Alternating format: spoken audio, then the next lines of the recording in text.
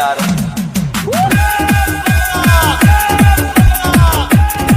DJ पवन राजा, DJ पवन राजा।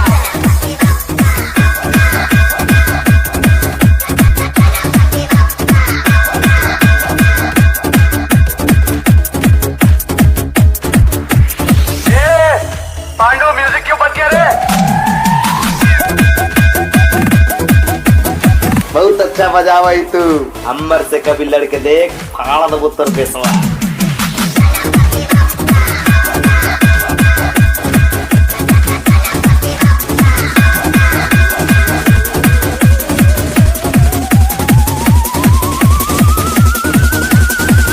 साल से champion हूँ मैं, साला मेरे से लड़ेगा तो।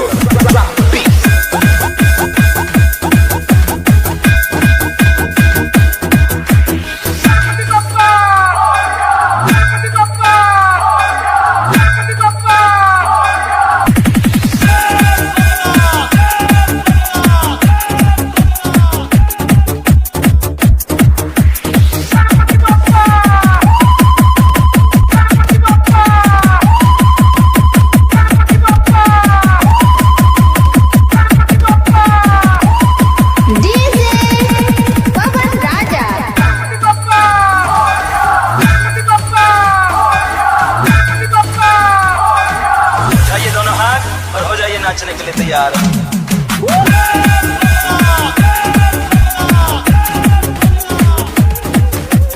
कप्तानगंज बाजार बस्ती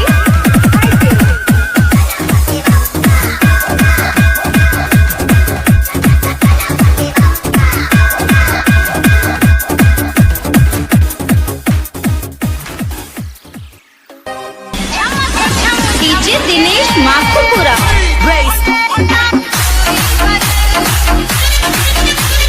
डीजे अमन सुहाग।